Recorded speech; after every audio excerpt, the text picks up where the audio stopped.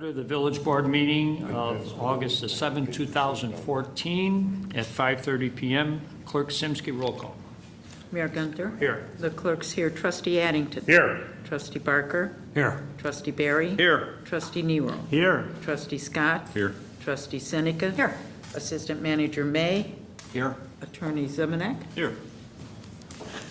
Would everybody please rise and join me in the Pledge of Allegiance?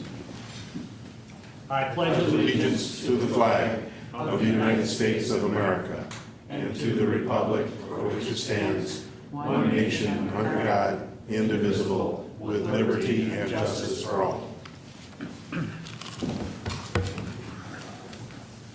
And I'd like to welcome everybody this evening. He watches. And we'll go on to open forum. At this point, we do have a request for open forum. If anybody would like to speak during open forum on something that's not on the agenda, you can see Chief Mulhern, and I think he went around and we got everybody's request. I do have Grace Snyder. How do you say your last name? Kubik. From 547 West 61st Street, and she'd like to talk about the stormwater fee. Yes, I'm quite aware of the stormwater problem we have in Westmont. The bottom line is, how much is it going to cost us?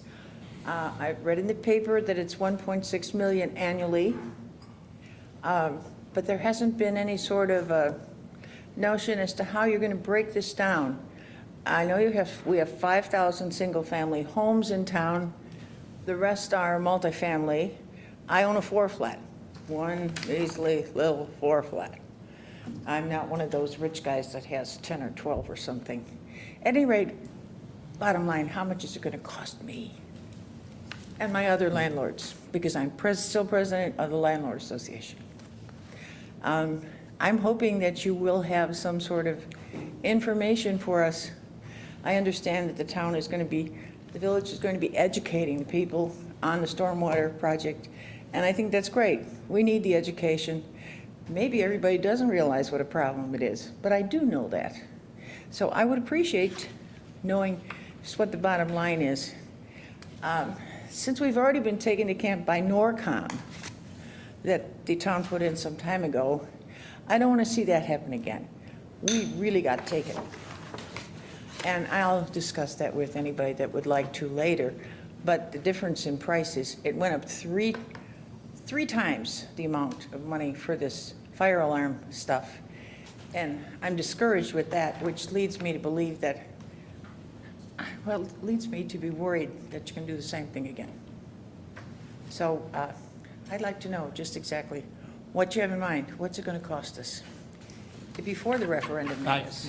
Thank you. Thank you, Grace. And I think that was the intention of waiting. You know, it's on the agenda tonight, and I think one of the things the board decided to do is not hold it this November so we can get that information to the residents and everybody who owns property in town. I think, and I'll ask Acting Manager May to maybe comment on that real quick. Yes, tonight the discussion tonight is to vote or act on the intention of putting it to a referendum question. Sometime, the utility has not been created yet. We went through the feasibility study and we have all that information, and assuming approval tonight, once there's a commitment to when it'll be on referendum, then the process is actually we have to pass an ordinance creating the utility that doesn't go into effect until after the referendum is passed. And exactly what you described with the informational part is the purpose, and was 2 weeks ago when we talked about this, whether it should be on a November ballot, the consensus at that time, not to speak for anybody else, but was to afford more time for that public education and inform everybody to what it's at. And the hard part to answer tonight, and I couldn't answer it tonight, but the multifamily, the single family residences are, as proposed now, are grouped into tiers, 3 easy tiers to place those properties in there. But multifamily, commercial, everything else is going to be a direct function of how much what we would call impervious areas on your property combined with, call it credits for stormwater management that might already be in place. So there's going to be a lot of factors that will drive what that cost is, and we can get to a point where we can determine that, but not this evening. But then to answer your question, we will make sure you know about it Oh, yeah. before. And hopefully you'll participate, and we hope to have a lot of, public information meetings to drive exactly those questions. Thank you. I think, Mayor, the other thing too is the optimum word that Steve used and you used is everybody. There is no, the schools, the commercial properties, everybody is going to be involved in this if it passes. So I think that's important to note, that it's not going to fall on any one segment of the village. It's going to fall on the village, and everyone will share a little bit. Thank you. Seeing no other requests for open forum, moving on to reports under the mayor. And I had the honor to attend our oath of office for our new postmaster of Westmont yesterday. Steve, myself, and Larry were there, and I want to congratulate and call up Shanita Robinson Hodge, if she would come to the podium and maybe introduce yourself. And Good afternoon, good evening, everyone. Thank you, Mayor Gunter, for inviting me here today and for participating yesterday. I'm just here to introduce myself to you nice people. I'm not new to Westmont. I supervised in Westmont. I left, went to Western Springs, came back to Westmont. So I've been in Westmont for 8-9 years. But I'm just here to offer my services on behalf of the United States Postal Service. However we can be involved in the community, however we can help any residents of Westmont. My name is Shanita. I'm available. Come to the window, see me, call. I'm not stuck in the back or I'm unavailable to anyone. And just to introduce myself, and thank you for inviting me, Mayor. you're welcome. And thank you for inviting me yesterday. I had an opportunity also to speak. It was a very nice ceremony, and I do have to say that from what I gathered, we're in Area 7. Yes. And that we're probably, volume-wise, one of the larger. Yes, sir. Post office. Area 7 and the Postal Service were broke down into areas, districts, so we're part of Central Illinois District. Then we fall down into Area 7. Area 7 serves Downers Grove, Clarendon Hills, Western Springs, Oak Brook, all our surrounding districts. But as Mayor found out yesterday, Westmont receives more volume and have more deliveries than all of those towns. Westmont is a premier post office, meaning that we're on top of Downers Grove. You get premier with the revenue that you generate and the traffic that you generate. So from the passports to just everything, Westmont is a pretty big office to take care of. Isn't that interesting? But again, welcome. I just thought it'd be a good opportunity for you to be introduced to the board and the public. Thank you. Okay, welcome. That's great. Welcome, yeah. Yeah, congratulations.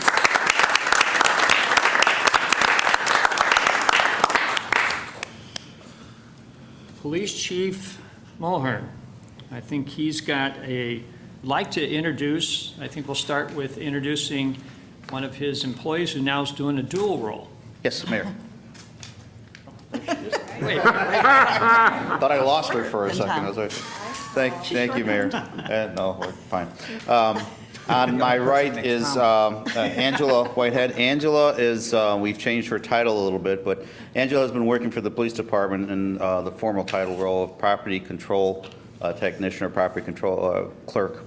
And basically, Angela was hired to oversee our property room, our evidence room. And she has done an outstanding job since we've hired her, and she's been with us.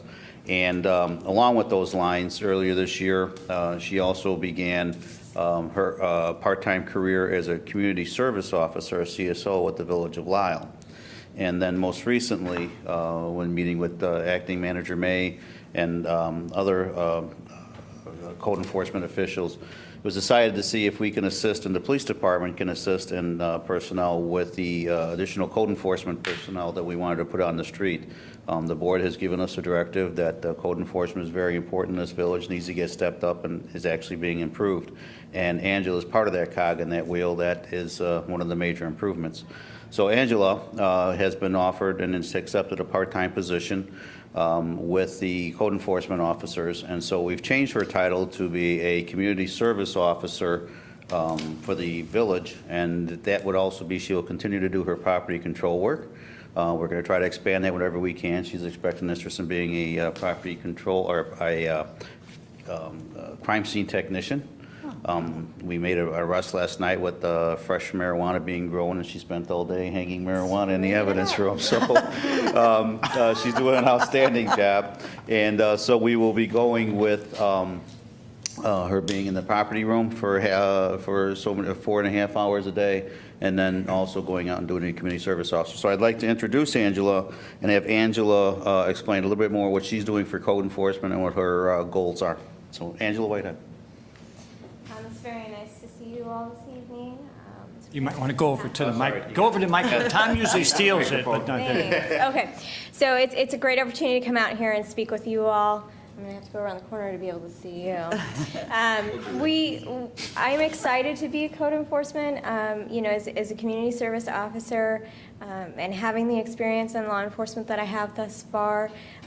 Code enforcement is a public safety activity, and that's very much where my passion is.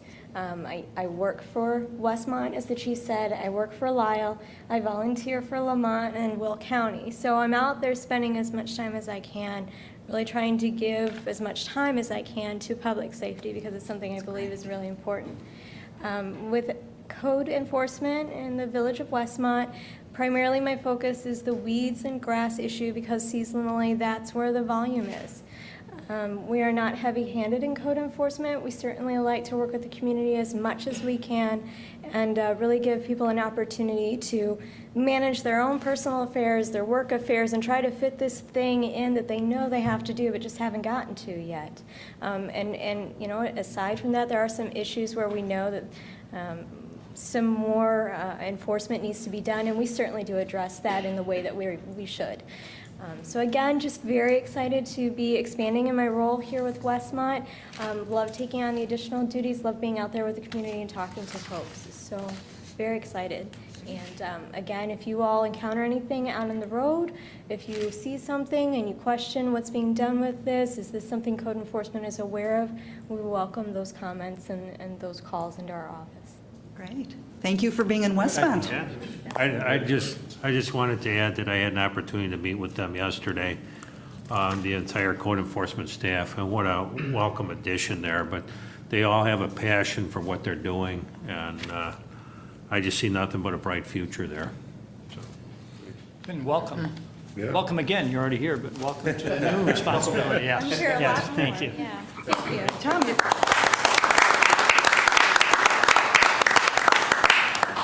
Chief, you might as well stay there, because I understand you have a couple programs you want to tell us about. If I could, Mayor, it'd be very briefly. Earlier this year, the Westmont Police Department partnered with the Drug Enforcement Agency, the DEA, on helping our residents get rid of unused drugs or excess drugs, or drugs that are just no longer useful to them. And rather than, and the governor just recently signed legislation this week authorizing us to collect more, which we haven't put in place yet, but rather than dumping medication down the toilet and getting it into our water supply and that type of thing, we ask everyone to dispose of the drugs properly, which is turn them into us. We turn them over the very next day, or this happens on a Saturday, it gets turned over to DEA on Monday, and it keeps drugs getting out of children's hands, getting out of people who shouldn't be taking those, and also allow our residents a way to efficiently dispose of drugs that are no longer of any use to them. So with that being said, on Saturday, September 27th, from, again, 10 a.m. to 2 p.m. at the Westmont Police Department, 500 North Cass, we will be partnering with the DEA and, again, accepting any unused or unwanted drugs. This is medical, this is prescription medication. However, we will not be taking any liquids. We are not taking any needles or sharps. However, we're working on rolling out a program where through Waste Management we have a sharps receptacle that our residents can use, and we'll announce more on that later, but that will be there as well. So we can take some sharps in the other setting, but not for the DEA. And then no inhalers, sprays, or creams. And we're also going to partner again, too, with Westmont Pharmacy. When we did this last time, we had a lot of people coming in with liquids, with salves, eye drops, all sorts of medication, which I turned it in, and we could not take it because the DEA would not let us. Westmont Pharmacy would. And so we're going to see if we can get their partnership again. And they're doing it as a community service. If you wish to go and get rid of this, they will take it even on a daily basis. They're a great addition to our village, and they wanted to help out the community. So we ask that you come to visit us on September 27th to be in the lobby of the police department. I myself will be present with other members of my staff. You just come in, drop it in a cardboard box, and you leave. It takes you less than 30 seconds. So if anybody would like to come and visit the operation and/or, again, come and drop some stuff off, we're there to help our residents. The next was coming up for a cause that's near and dear to my heart. Sergeant Gruen has arranged, following our success of the Cop on Top for the Law Enforcement Torch Run for Special Olympics, that coming up on Saturday, August 23rd from 9 a.m. till noon, again in the parking lot of the police department, we will have a paper shredding event. People have a lot of documents. You see all over the news now, everyone's hacking in the computer, and your personal identity is is at risk. Same thing with documents. You have, I'm sure you have documents, bank documents, all sorts of personal documents. There's all sorts of personal information, and you should not just be throwing it away in the garbage. It should be shredded. It should be disposed of properly, so that it doesn't get into the wrong hands and can't be used to jeopardize your identity. So to assist with that, we'll have a paper shredding. We're asking for a $5 donation for every bag or box that fills a 12 by 15 tub. And that money will not go to the village, will not go to the police department. That money, this is a fundraising attempt to raise the money for Special Olympics. All money raised goes directly towards Special Olympics Illinois, not towards the Westmont Police Department or the village of Westmont. So we would like to do that as well. And then last but not least, in conjunction with the Fire Department Chief Weiss and I are co-hosting our annual 9/11 Memorial or Patriots Day Memorial Service. Normally, we have it on a Saturday or a Sunday either before or after 9/11. This year, we wish to bring it a little bit more close to home and bring it on that actual night. So we're going to have our memorial service on September 11th at 7 o'clock at 500 North Cass in the fire base of the police fire facility. It's always been a very moving and emotional event for all of us, and we would like to have all our residents, as many as they can, come and spend about an hour with us, recognizing those patriots who gave their lives on that fateful day. And so we'll probably be making more on this, but again, Thursday night, September 11th at 7 p.m. at the Westmont Fire Police Facility. And that's it. Thank you, Chief. Thank you, Mayor. I have one other item. Our board meeting's we got one more 5:30. I have not had any issues as far as anybody really responding. Matter of fact, just the opposite, not only staff, but some of the people that have to appear on the agenda as far as professional people, architects, engineers, attorneys. Prefer it, not that, but we should be here for our residents, but we haven't had anybody we have not allowed to speak, even if they come later. So for your consideration, would anybody like to, I know I've had a couple trustees comment on it, like to see that extended beyond August? So it's up. I know that the problem is if we ever get a trustee that work or any commitment, we couldn't do it. But we've been fortunate that everybody here have been able to. I don't know, Trustee Barry. It's a little difficult. It's difficult with the pre-meetings a little bit. Yeah, some of the committee meetings are tough, but, I mean, we make it happen. And that could be, we could change that to another night too, if that's possible. So I'm leaving it, I just want to know if there's a feeling, and if there is, I'd put it on the next agenda to be voted on. But I just want to throw it out there to get comments on it right now. How does it work for you, John? Make it work. Thanks for asking. I with John. I'll make it work. Because once we're past these street nights and everything, we can always reverse it.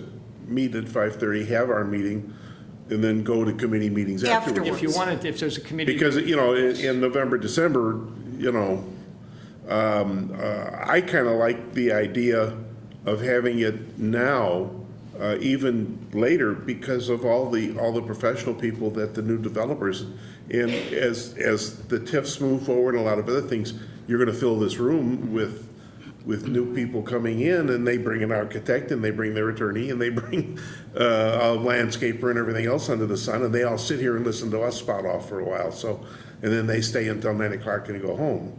I think if we do it earlier, it helps them, Yeah, and I think it's good for staff. and staff too, they get to You know, go I to their think it's helpful families. to staff, and as long as we remain consistent and always be sure that our residents are able to speak or address whatever they need to address during the meeting or at the end of the meeting, I wouldn't be opposed to, kind of continuing it for a while. If it starts to fail, then we change it.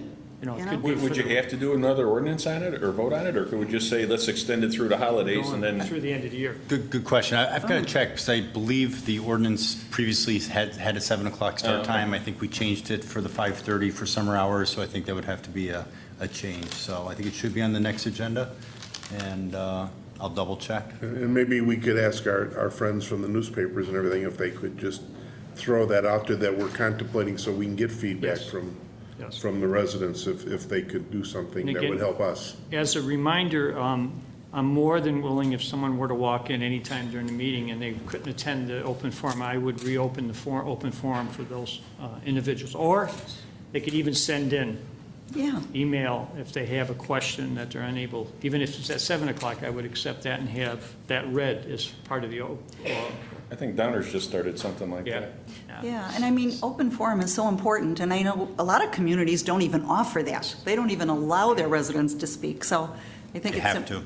Well, but they don't have, like, they do it at weird times. They do it at the end of the meeting. Yeah, I mean, some of them basically avoid it, I think.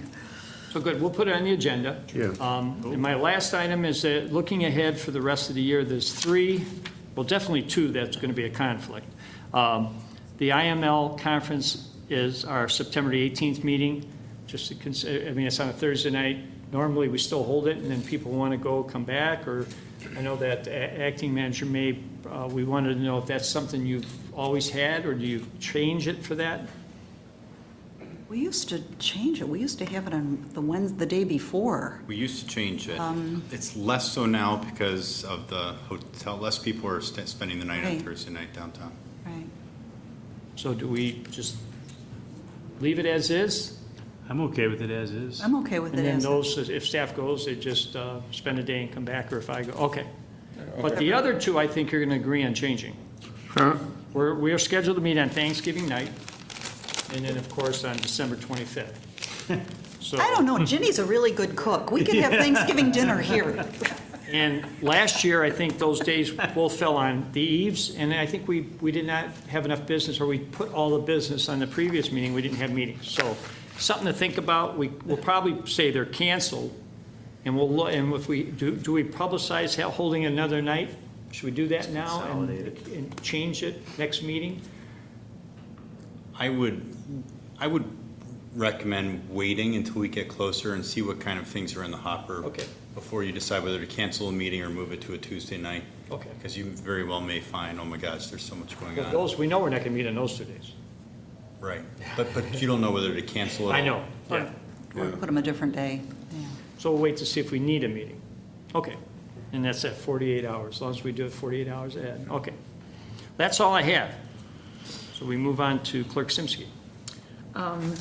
We have a suspension of the electronics recycling program, the last day for free electronics. Recycling will be tomorrow, Friday, August 8th, from 7 a.m. to 1 p.m. Larry McIntyre is working with the county and other agencies to determine if there will be any opportunities with other vendors to continue this program, but currently August 8th will be the last day.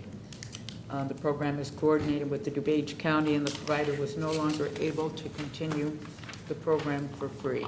The village will continue to look for other options and will additionally promote other area recycling programs on our website.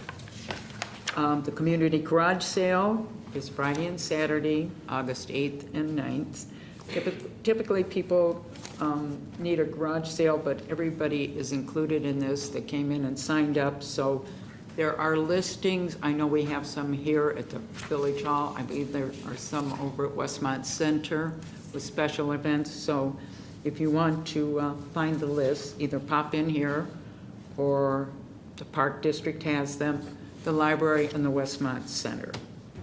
And we have 4 more weeks with the Westmont Street Fair. So everybody, if you're watching this, if you're sitting here in the audience, get out there. That's the place to be. It's a lot more fun than sitting in here.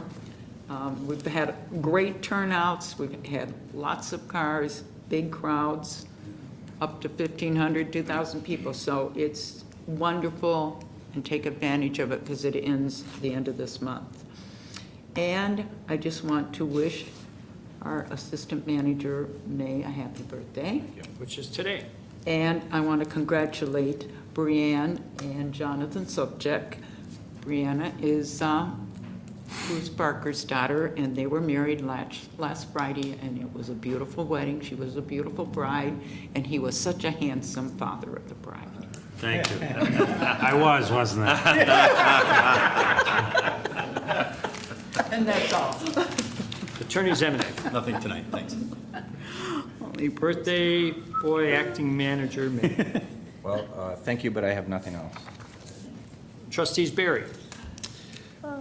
I had the electronics recycling. Jenny took that, but just wanted to update everyone. Conversations are proceeding with the Westmont Library. Some initial designs and costs have been received in regard to the electronic bulletin board.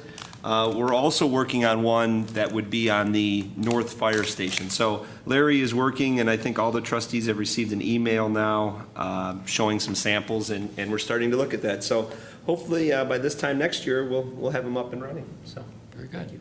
Trustee Addington. Just a couple of things. One, I want to congratulate the fire department on an excellent fire truck night last Thursday. I thought it was fantastic, much nicer than police department night. The weather was better, for sure. The weather was better. Well, I mean, but you didn't have any games. All you did was throw people in handcuffs, you know. We had rain, that's right. right, yeah, that's a hard trick. But I thought they did a great job. Again, both those nights, the participation from other departments is unbelievable. And in addition to all the fire trucks, I think there was about 150 cars, Larry? Over 160. Over 160 cars. So, and even driving in tonight, I was saying to the mayor that at 4 o'clock there was already a dozen cars that were parked ready to line up when they blocked the street. The other thing is, and it goes with the same theme, on August 21st, which is 2 weeks from tonight, the Westmont Lions Club will be bringing in for the car show for the street fair. We're bringing in 2 buses. One is a bus that does hearing screenings, and the other is a bus that has cameras in it that what they call a diabetic. Geez, I'm going crazy here. Retinopathy. It's not the smallest word in my vocabulary. But that bus will take pictures of your eyes, and those camera shots are then sent down to the College of Optometry to be reviewed by ophthalmologists for referral back if they see any problems. Those are free screenings and sponsored by your own Westmont Lions Club, and originally was going to be set up in one place, but there's construction. So I think it's going to be on East Irving is the location. The buses will be there for the evening, and again, it's free if you want to get your hearing tested. I know for many years I was told I had selective hearing loss, but if you want to get your hearing tested or your eyes checked, it's a free screening that's provided by the Lions Club. So come on out and take part in it. And that's all I have, sir. Thank you. Trustee Scott. Thank you. I'd just like to wish another person happy birthday who's a member of the village, one that's hardly ever seen by the public, but that's John Ziblis. Yeah. Happy birthday to John. And that's it. Thank Thank you. you. Trustee Nero. Just a couple things. I attended the ribbon cutting for the new dog park at Mays Lake. That was a week or 2 ago, and it's a really nice amenity that the Forest Preserve gave the community. It's fantastic you're a dog owner, bring your dog there. It's really fun, but make sure you get your permit from the county first. Next thing is I just wanted to formally congratulate our new state senator for the 24th District, Chris Snipo. He was sworn into office yesterday. He took over for Senator Dillard. He's a very energetic young guy, and I think he's going to do really well. And he is going to be taking his office at the Westmont Center, Mr. Mayor, until January. And after that, we'll kind of see what goes on. So anybody has any concerns, feel free to approach him. He's always there, willing to help. That's all I have. And we love to see him stay. So, Absolutely. We'll stay on it. Okay, thank you. Trustee Barker. One thing, Westmont First is going to meet on August 20th at 7 PM here in the executive session room. And we're working on plans to roll out and adopt a hydrant program for the community. There's a lot of enthusiasm for that. Thank you. Thank you. Trustee Seneca. Thank you. Just wanted to mention, our Westmont Library has so many wonderful programs year-round, and one of those programs is that they host trivia at Sweet and Savory every other Wednesday. It was scheduled to end the end of August, but it's been so overwhelmingly successful, they're going to continue it on at least through the fall. So not this coming Wednesday, but the Wednesday after will be the next trivia at 7 o'clock at Sweet and Savory. It's a really, really fun night, so I urge everyone to support the library and start going to those trivias. And then the last thing I had, I just wanted to extend condolences to Linda Sabatka. Linda Sabatka, as you all know, is a former Citizen of the Year. She is a tireless volunteer in this community. She does so much for Westmont, and she lost her mother last week. So her mom was a longtime Westmont resident as well, so extend sympathies to her. And that's all I have. Thank you. Thank you. And again, the first meeting of the month, we do have committee reports, and I'll ask that the chair of each committee give a brief report, Administrative and Finance. Well, we continue to review on a monthly basis the budget, and we are, glad to report that we're staying inside, and income is probably a little bit ahead of anticipation, which is always a good thing. But our next meeting will be. Not here. I think we're about a month away from our next meeting, but we continue to go forward. And again, don't forget the new employee of the month. If anybody has an employee that they think did something stellar, nominate them. It can come from staff. It can come from the citizens. If somebody, and I always use my example, if a police officer gave you a ticket and you thought he was just crackerjack, nominate him. And because we like that program and we like honoring our employees who give extra community service. Yes. And that's it, sir. Building and zoning. We're continuing to work on the 2012, adapting the 2012 international codes. We're probably going to have some special meetings, and I believe Jill's not here, but I believe she's working on a committee also to look into, right, Steve? Yes. Made up of different individuals to look at the codes. I'll also take the environmental improvement. Our next meeting is Monday, August 11th. That's this upcoming Monday from 6 to 8. And we'll have an update after that. So, Thank you. Public safety. Thank you.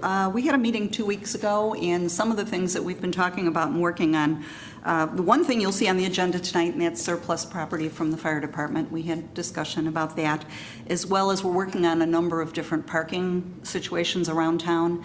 Sort of ended up segueing to public works, and we talked about that a little bit tonight. So we've got some things in the working. I think our next meeting is in fall sometime, and the date October 16th, I'm told.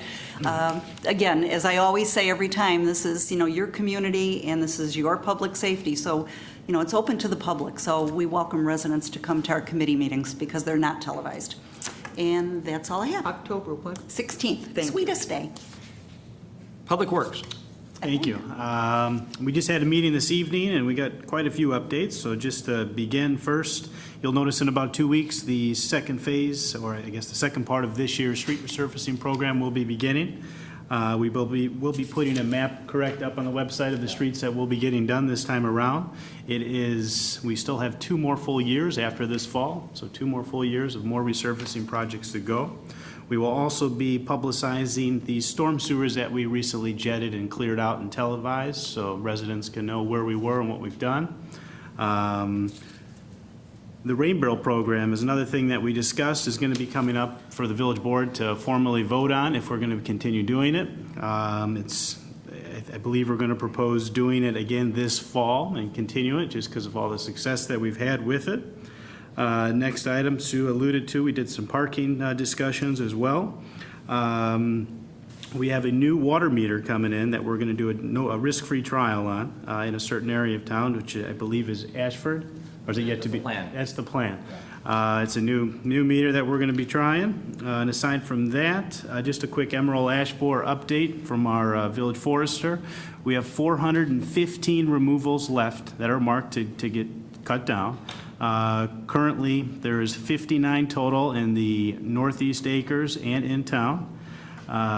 We are currently, right now, our staff in Oakwood, and then after that, we're going to be going to Ashford area. Aside from that, 269 trees have been removed since the first of the year. 121 of those were contracted out, and 148 were done in-house. Planting so far this spring, we've had 125. Looking to do 200 to 250 this fall. There is still that cost-sharing opportunity out there. We have had a couple residents take advantage of it. If you would be interested in that, feel free to call Village Hall. So far, the ash inventory total is 2,268, with 776 removed as of today, so we have 1,492 left to do. So it's still a big, big project. That's all I have, Mayor. Thank you. Public information. Our next meeting will be August 21st at 4 o'clock, right here at Village Hall.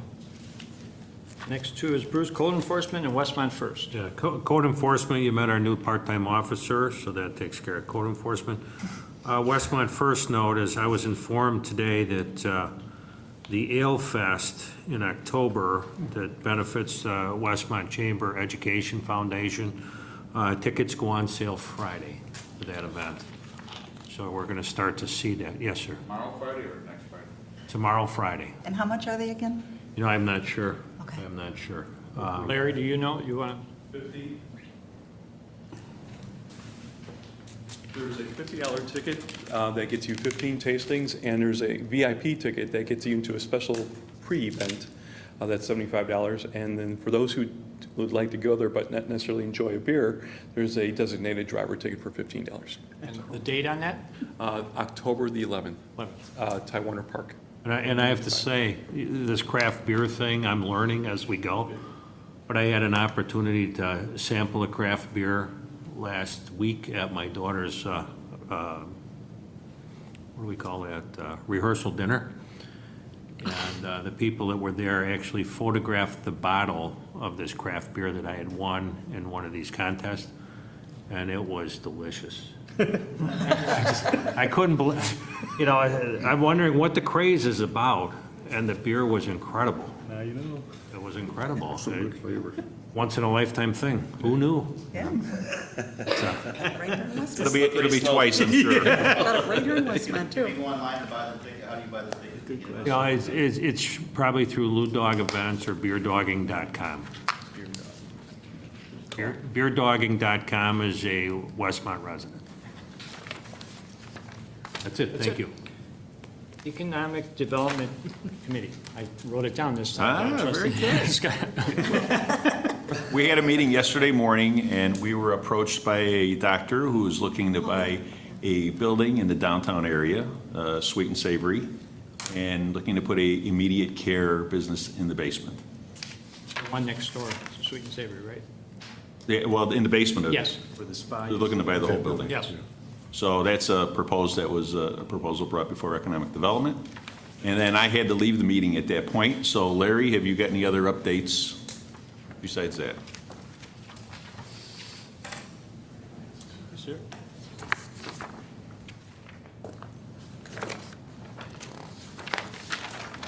Just a few. I won't cover all these that are on the list. There's 20 some items there, but I'll just touch on the ones that I guess I'll call the most frequently asked questions. Yes, there is a Hilton in town, which is the former Marriott property. The sign went up last week. We do have new owners there. It will scheduled to be effective August 14th. So the sign's up there now, the actual transformation legally, website, everything will be August 14th, which is a big boost for us because that now gives us access to an international global reservation chain system that will draw in more room nights for us. So that's a big plus. Yes, Hardee's is going forward. They've got some fire safety equipment. They've got to hook up to a water main to get their sprinkler system squared away, so they're working on that. Yes, Connie's is moving forward. The demo permit is under engineering review right now. I know if you drive by there, the sign actually says 2013. So it may look like they've forgotten about the project, but they haven't. It's underway. Darrell Gruters, which is at 143 South Cass, interior design, will be opening next week. Look for a ribbon cutting sometime within the next 3 to 4 weeks. We have also Wendy's. There were some discussions. I think there was a little bit of a misconception. Some people actually thought Wendy's was being torn down and disappearing. Wendy's is going to be torn down and rebuilt. So that's a question that's been kind of popping up more frequently recently. Also, the People's Resource Center plans on closing at their new location at 106 Chestnut, which is almost kitty corner from their current property, September 17th. So we're looking at having some type of ribbon cutting ceremony sometime shortly thereafter. So those are some of the most frequent questions we've been getting lately. If there's any other questions I can answer, I'll be happy to. Hearing none, I'll turn it back to you, sir. Thank you.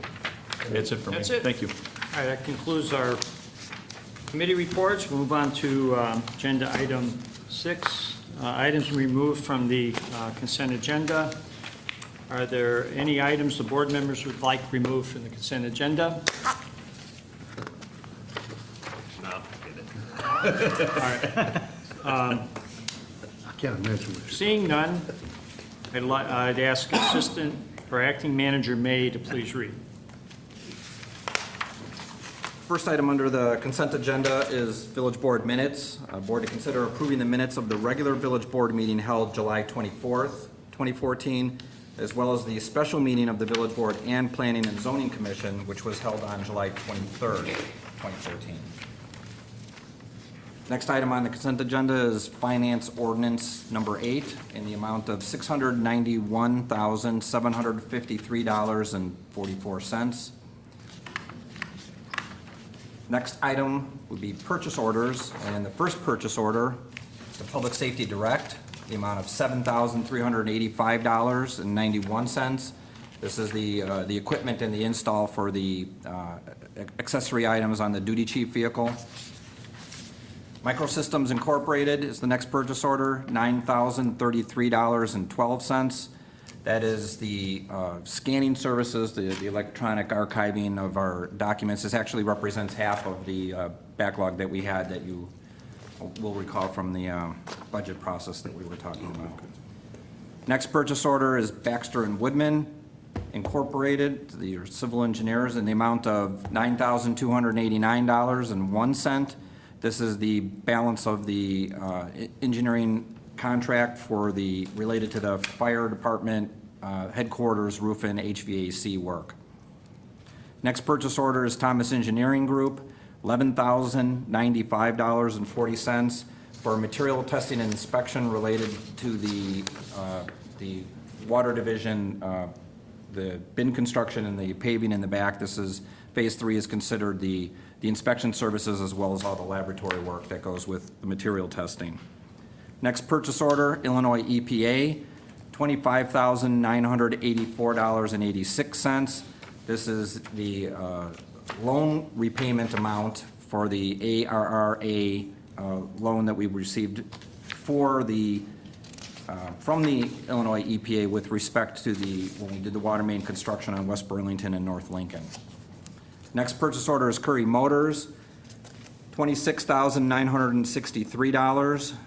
This is for the Ford utility vehicle. It shows that this is the replacement for the Chevy Tahoe, part of the vehicle replacement program. You'll recall from the last public safety meeting that this vehicle is actually going into continued use, and it will be a different vehicle that will actually go to auction That's not important tonight, but you'll make note of that for next time so that when this vehicle actually is going to auction, it'll be replaced with a different type. Total of all purchase orders would then be $89,751.30.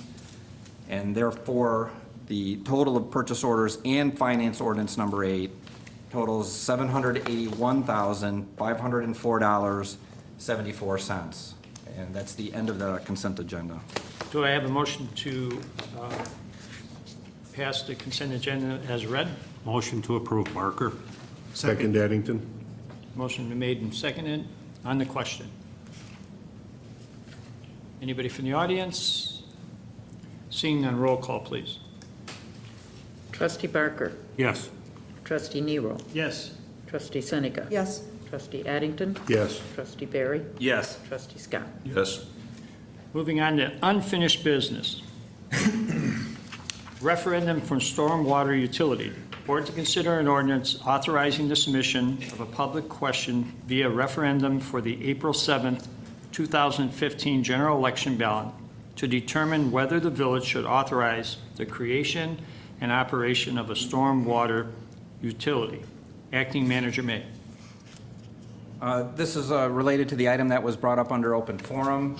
We had bigger discussion on this item last meeting 2 weeks ago regarding, at that time, it was a question of whether or not to put this question on the November referendum. It was decided, and not to speak for you all, but there was a lot of interest in affording more public education time, and therefore it was thought that the April would be a better opportunity to place it on the referendum. So this item tonight is not establishing the ordinance or the utility, but it is merely the question about whether or not to put it on the April referendum. 2015.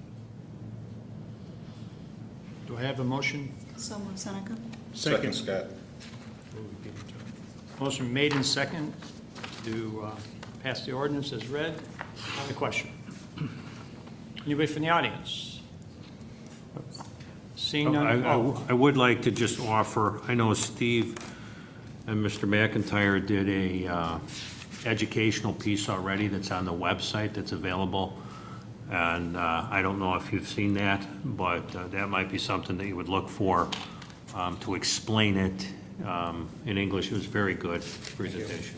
Except the part where I suggested a November referendum. Well, As amended. yes. But I also have to caution people, when they see that, that's not the way our town looks. When you, some of those pictures are because of that rain that we had a year and a half ago. I mean, it almost looks like that's a very rare. Extreme. Yeah. Condition. I mean, they were great photos, but it made it look like maybe we're underwater most of the time. Yes, yeah.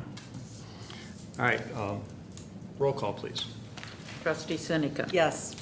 Trustee Barry. Yes. Trustee Scott. Yes. Trustee Barker. Yes. Trustee Nero. Yes. Trustee Addington. Yes. Moving on to new business, A, 17 North Cass Avenue, Downtown Development Grant Request. Board to consider an ordinance approving a downtown development grant request from West Suburban Insurance in the amount of $1,700. Acting Manager May. The applicant is requesting assistance with the electrical upgrades at that address. The total amount of work is $6,800. This work is considered an infrastructure improvement and eligible for the matching grant up to 25%.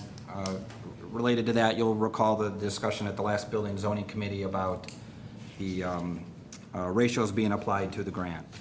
So the work would be completed, assuming approval by the grant, or he's got the option to complete the work either way.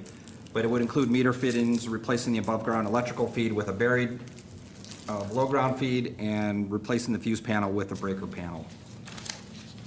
And I The know, applicant is present in the case you.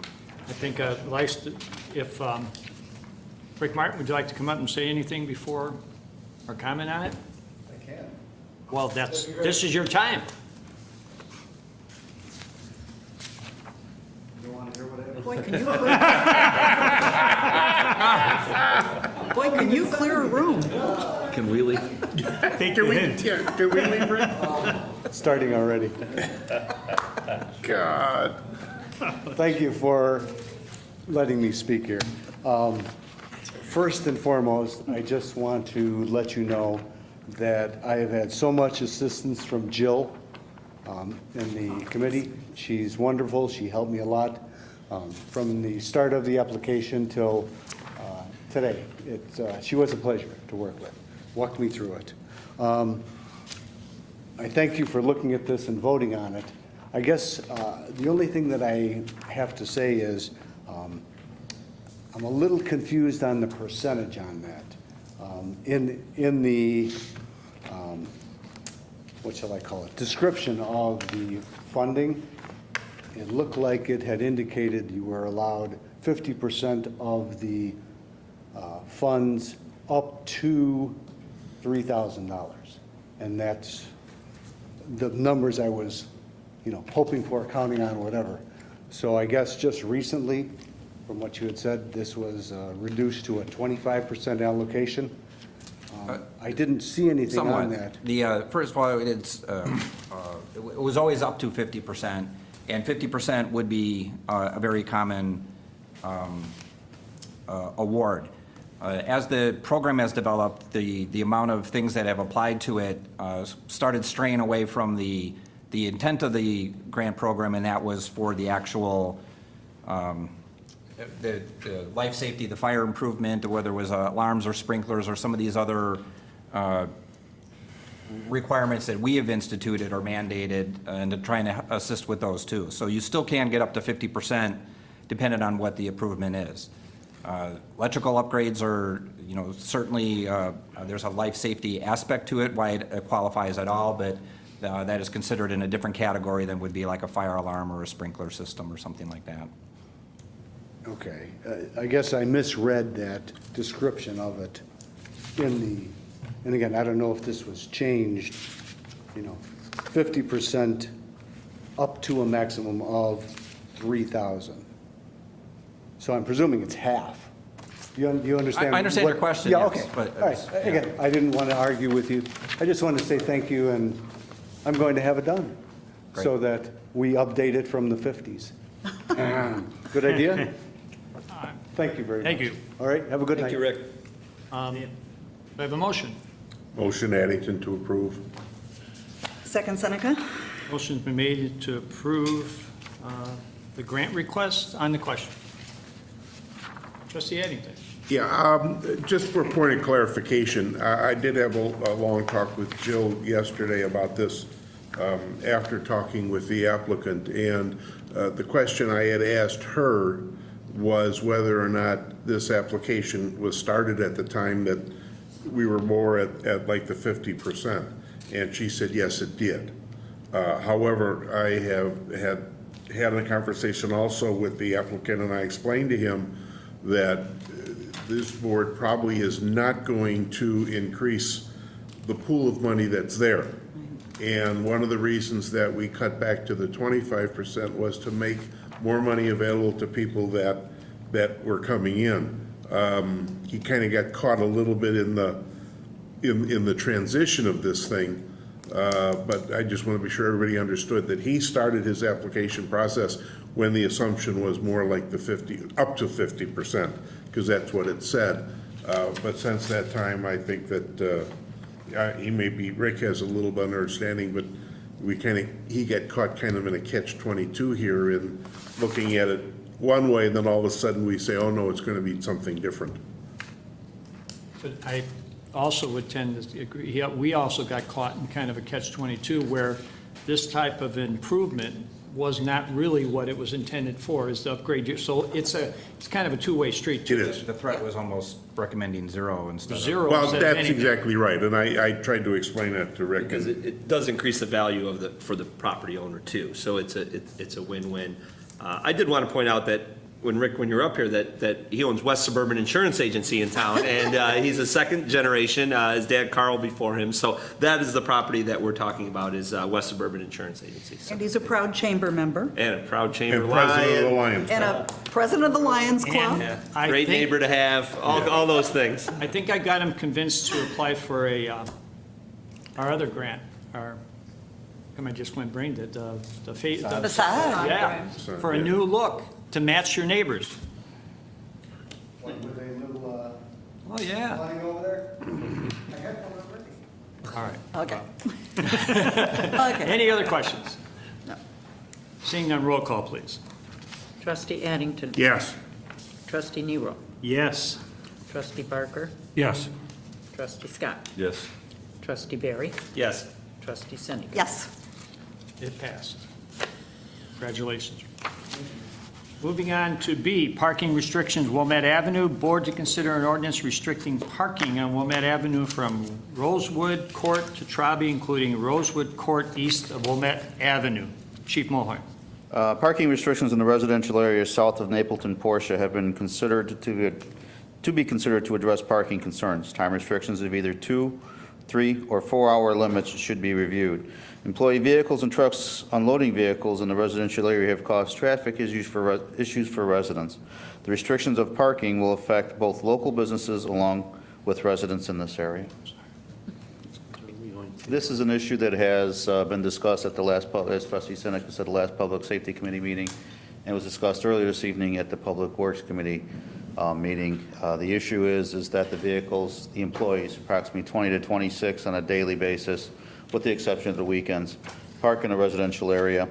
And also, if Porsche were to have special events, which they're trying to restrict or almost eliminate completely, there's parking in the evening in the residential areas, which has caused a concern for the residents. I think committee meeting, I think there was a consensus to postpone this, so additional, There's new information that Yes. between the chamber and the car dealers that may alleviate a lot of this problem. So I would make a motion to postpone this issue until the first meeting in October.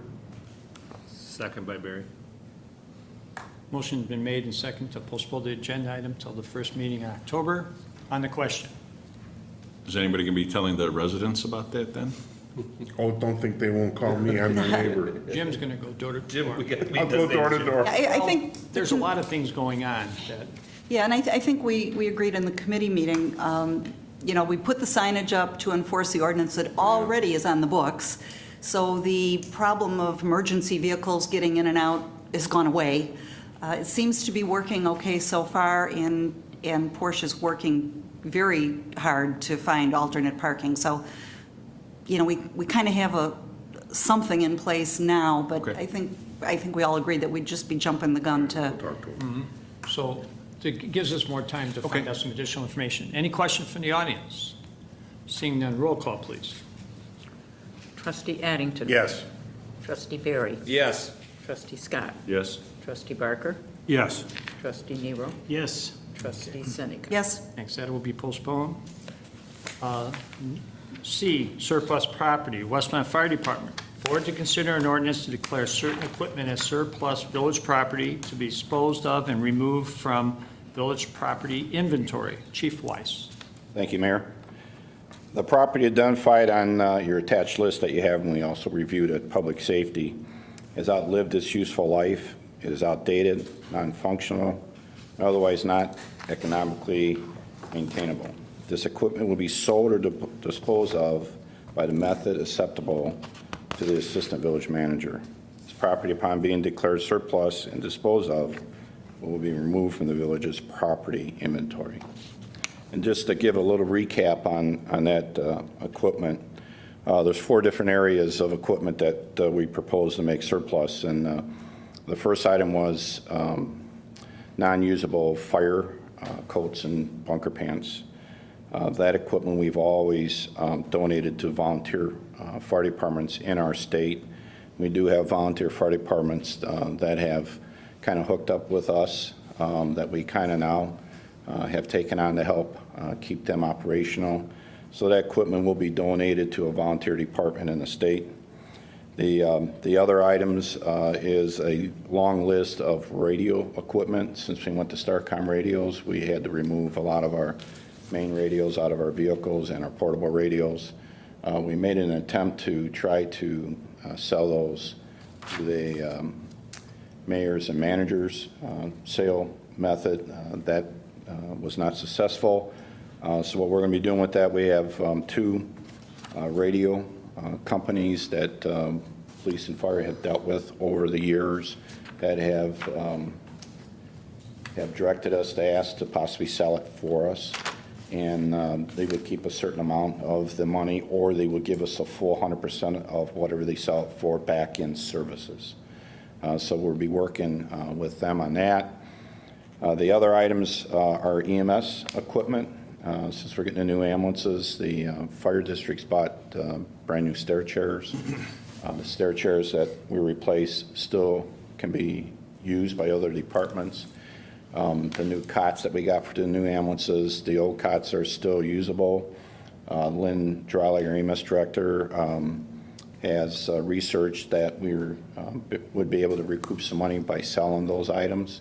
Some other EMS items that are outdated and they're not usable anymore, we want to either dispose of or donate. The last item is our reserve ladder truck, 1829. It's a 1986 E1, 135-foot straight ladder. We declared surplus maybe about 7 years ago on the premise of trying to sell it. And we have not been able to sell it as much as we've tried to market it. So that item is on here again to also to try to sell or donate or scrap on the direction of the assistant manager. So those are items. We have a motion to approve the surplus property ordinance. So moved, Addington. Second, Parker. Motion been made and seconded on the question. Anybody from the audience? Does the police chief have any question? No? All right, trustee Addington. Yeah, I had, and Larry is not here right now, but I had raised the question of whether any of those radios were usable for some of our special events. Like we rent radios at the time of the barbecue, and I know Westmont Special Events also uses some radios. Didn't know whether we had checked on that to see if these had would be of any use at all to them. We did. Deputy Chief Conley has worked with that, and the radios that they currently have, and we also have additional supply radios that EMA uses. We're able to loan those back and forth. And we know we've also loaned some of those radios through police and other divisions. We're offering to loan some of the radios to the code enforcement officers when they go out in the field now. And our fire inspectors will have portable radios on them also, so. Yeah. That's great, And Chief. for the 4th, they make those available for everybody on the committee at TIE, so. Yeah, Great. that's what I mean. That if there's a use like Yeah. that, they're surplus property to them, but then, it helps the rest of our volunteer efforts. Absolutely. Yep. Any other questions? If not, roll call, please. Trustee Barker. Yes. Trustee Scott. Yes. Trustee Addington. Yes. Trustee Nero. Yes. Trustee Seneca. Yes. Trustee Barry. Yes. Gee, Like multiple chairs?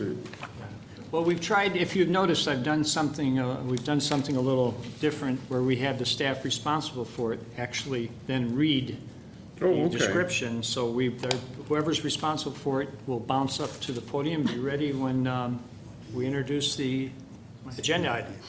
So the D, Andy Frame Crossing Guard Service Agreement. Board to consider approving a service agreement with Andy Frame Services Incorporated for crossing guard services for the 2014-2015 school year. Chief Mulhern. Thank you, Mayor. Andy Frayne Service Agreement for Crossing Guard Services to Community School District Unit 201, Market School District 60, and Holy Trinity Catholic School has expired. A new agreement, including a cost increase, is needed for services to continue. Andy Frayne provides crossing services at 14 daily school crossings on the 174 days schools are in session. Staff recommends board approval of the 2014-2015 school year Andy Frayne Crossing Guard Service Agreement. And this was also discussed at the last Public Safety Committee meeting. After we passed our budget last year, this in June, Andy Frayne came to us and said they're changing their billing practice. And the billing practice was not only with the Village of Westmont, but it was with all their customers. When we first approached Andy Frayne, when we outsourced our crossing guards job function to them, They were paying for just time worked, and their work model or their billing model at that time was $15 per crossing. And they agreed to work with us and paid for just time worked. Now they're made it a business decision that they are going to charge all their customers when the contracts expire the $15 per crossing. So right now, we are $9,040 under budget or over budget if this were to be passed. At the Public Safety Committee meeting, I was directed to contact the schools to see if they would pick up the cost of their overage. And the overage is divided again by the 3 schools, and that would be the Holy Trinity Catholic School of $1,291.43. Marker School District 60 of $2,582.86. And Community School District 201 has the most because they have the most crossings, which is $5,169.71. I've reached out to, with the help of Kathy Casey, or Kathy Crane, our HR director. We met with Superintendent Carey for Community District 201. He's taking the cost of the $5,000 to his school board. I met with the business manager for Marker School District. She seemed optimistic. Again, has to take it to their school board to be able to cover their cost. And I have yet to reach Holy Trinity. I'll reach work with Trustee Barker and reach out to the principal of Holy Trinity to see if they can pick up their cost. So we're pretty much there. And that's the additional cost of a budget amount of $27,500 that we're paying for. Yes, Mayor. So we've got in our budget, and through the years, we've paid 100% of this cost. Yes, yes, we have. And because of this increase, we're just reaching out and asking the schools if they could assist us this year with our shortage. And in both of the talks I've had, and when I meet with Holy Trinity, it'll also be the same thing. Next budget year, we'll look to see if they can continue to assist us or what help they can continue to give the village in financing this function. Okay. Thank you. I have a motion to pass the service agreement. Motion approved, Scott. Second, Addington. Motion made and seconded on the question. Anybody from the audience? Seeing none, roll call, please. Trustee Scott. Yes. Trustee Barry. Yes.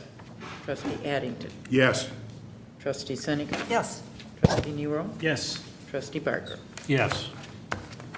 Agenda item E, code clarification, temporary certificate of occupancy. Board to consider an ordinance revising section 18-553, temporary certificate of occupancy. Acting Manager May. Code Section 18-553 allows for the issuance of a temporary occupancy permit to describe the occupancy or the certificate of occupancy when a new home is constructed or built and all the inspections are done and the construction's complete. The building department issues a certificate of occupancy, and that's usually 99% of the time required by the lender, to make sure that it confirms that all of the work is done and it's in the best interest of the person buying the home to make sure all of that's complete. In the winter months, now construction includes everything. It's the inside and the exterior, interior, exterior improvements, site work, and everything else. And then if you get to a point where you have construction that finishes in the winter months, let's say the middle of January, but they've got everything done except the landscaping, this provision permits the building department to issue, or it would be me, to issue a temporary certificate of occupancy that would allow them to close on the home and do the, postpone the rest of the improvements that are needed. There was, the language in it was written in such a way that it was subject to a lot of creative interpretation. And we talked about it at the last Building and Zoning Committee. So the changes proposed here there are no substantive changes in this, except in one place, but I'll describe that too. But it's reaffirming the intent of the code as originally written. It is all interior and exterior improvements, including the site work, which would include all the stormwater management aspects of it as well. We want that complete. It pretty much applies to landscape only, things that you physically are prevented from doing only because the weather, it's either not available or it's not conducive to doing that type of work. And also the language in there that said that an extension from the deadline could be requested.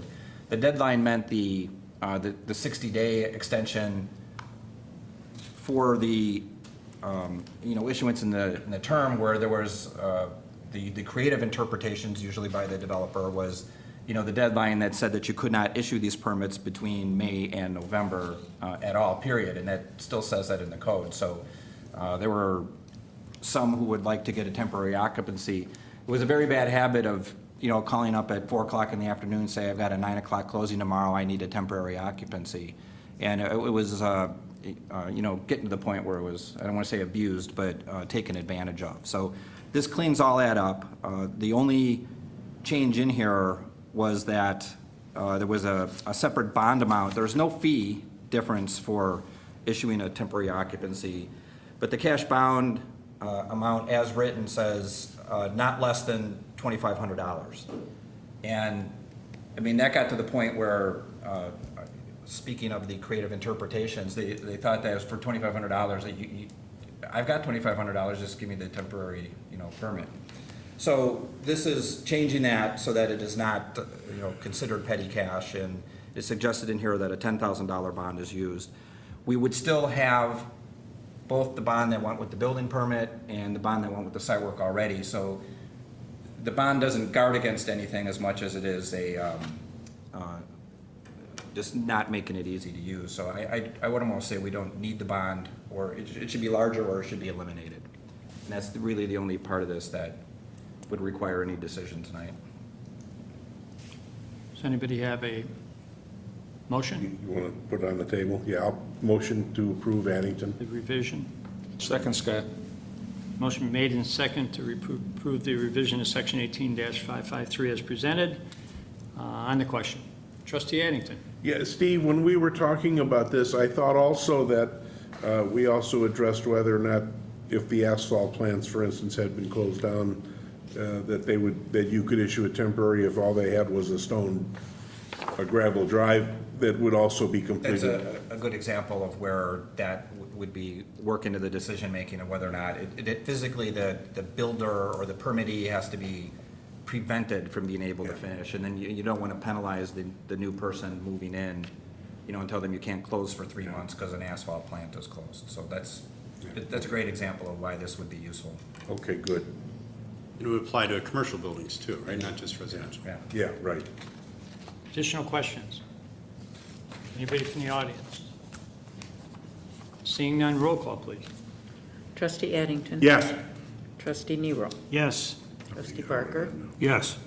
Trustee Scott. Yes. Trustee Barry. Yes. Trustee Seneca. Yes. Agenda item F, Energy and Plumbing Code Revisions. Board to consider an ordinance approving an amendment to Chapter 18 of the Municipal Code as it relates to the energy and plumbing codes. Acting Manager May. Westmont has adopted the Illinois Plumbing Code and the Illinois Energy Code because we have to. It's mandated, it's a requirement. The state has since adopted, on their end, they adopted the 2014 version of the plumbing code as well as the 2012 energy code. Similarly, the state of Illinois mandates that we adopt the newest version of each code.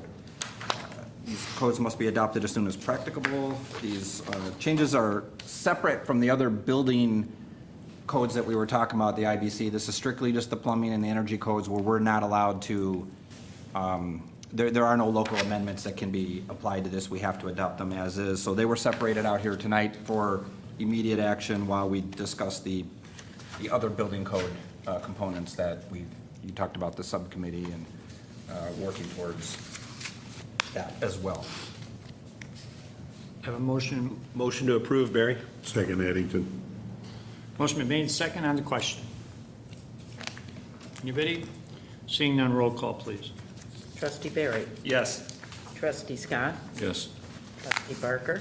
Yes. Trustee Seneca. Yes.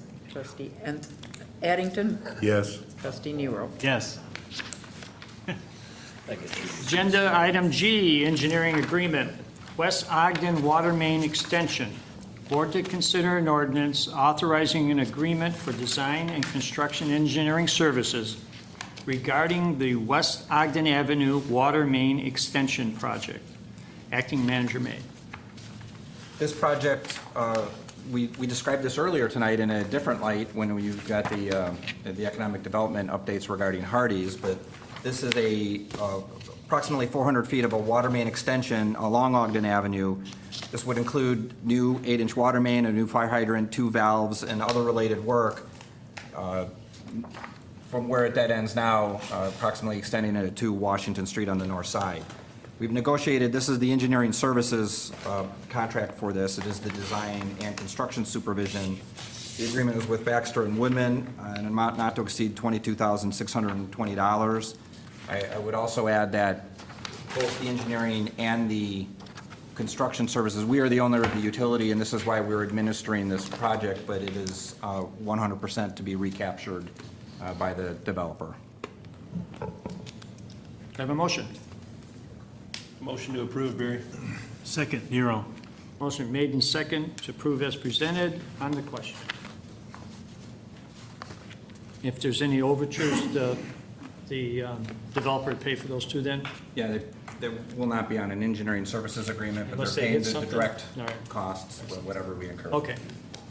I would just point out that this has been a nice working relationship with the business from the staff to come up with a solution. So thank you guys for working so hard on that, Steve. It's, everyone is excited to see Hardee's. That's one of those questions, as Larry said, when are they coming? Any questions? Seeing none, roll call, please. Trustee Barry. Yes. Trustee Seneca. Yes. Trustee Nero. Yes. Trustee Addington. Yes. Trustee Barker. Yes. Trustee Scott. Yes. Agenda item H, award a bid proposal. Board to consider an ordinance awarding the bid proposal from Central Blacktop Company Incorporated for the village's 2014 Fall MFT resurfacing project, MFT number 14-00000-02-GM. Acting Manager May. This is labeled as our fall project because, as you all are aware, this is the second resurfacing that we're doing this year. This is part 2 of the 3-year program with the $8.5 million worth of resurfacing. It's also, I think, the first time we've had a 02 on the end of our contract number because we have a second project in the same year. So that's very exciting. We did go out to bid. The village accepted bid proposals. 3 contractors bid on it. The low bidder was Central Blacktop of LaGrange, and the low bid was $1,794,923.19, which is roughly 2% below the engineer's estimate, and it was also a mere $30,000 below the number 2 bidder too. So it was a very nice, tight bid, a good number. Do I have a motion to approve the bid? Motion approved, Scott. Scott? Second, Addington. Third. Oh, Sue. Motion been made and seconded, and on the question. And third. Anybody from the audience? Just that the ordinance also authorizes a contract to be entered into with this company based on the bid documents. Seeing no other questions, roll call, please. Trustee Scott. Yes. Trustee Barker. Yes. Trustee Nero. Yes. Trustee Addington. Yes. Trustee Barry. Yes. Trustee Seneca. Yes. Moving on to the agenda, miscellaneous. Does any of the board members or anybody have anything they'd like to add for information? I do have something. Oh, man. Starting tonight and running through Sunday is the 30th annual Summerfest softball tournament, which started in 1984 with the Silverfest celebration of the Park District's 25th anniversary, and it's been running every year, even though there is not a Summerfest. This tournament has 10 teams, and almost 75% of the people in this have an affiliation with the community. They live, work, went to school here. So it's like a family reunion weekend at Veterans Memorial Park. It's 16 in softball in the Little League field, so a lot of home runs. But we have a lot of our old, we're going to try to get George Drenth, who was one of the original umpires, to come out on Sunday before the championship game. So the games are in the Little League field all tomorrow night, 6:30 till 10:30, Saturday 8 in the morning till 6, and Sunday we're trying to get George out there right around 4:30 before the championship game. So when are the games again, the times? And Tonight 6:30 to 10:30, tomorrow night 6:30 to 10:30, Saturday from 8 till 6, and then Sunday from 9 till 6. Great. And I think everyone's invited over to my brother-in-law's house afterwards. Yeah, because he's playing in it. I'm sure your brother-in-law is happy to hear that on Won't mention his TV. address, but- What's the address? And what again is that address? And this year, he's not going to walk around injured. No, well, so a lot he of is those good. guys get injured now. I know, I That's the see that. problem. Their They're age getting starts long in the to- tooth. Yeah. Younger man. I So always go, it's a fun tournament. it's a fun term. You see a lot of, a lot of our athletes in town from 90s are It was still playing. especially fun when we actually had Summerfest and they'd come over to it was a lot of fun. So we've continued that they keep requesting, so we've been running it ever since. So it's a fun weekend, you can see a lot of people.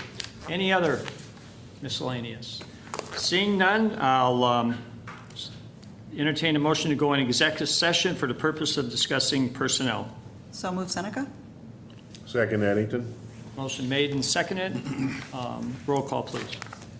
Trustee Seneca? Yes. Trustee Nero? Yes. Trustee Barker? Yes. Trustee Scott? Yes. Trustee Barry? Yes. Trustee Addington? And after the executive session, there will be no further business. Shouldn't be long, right? So this portion of the meeting is adjourned. Thank you. You don't think it'll be a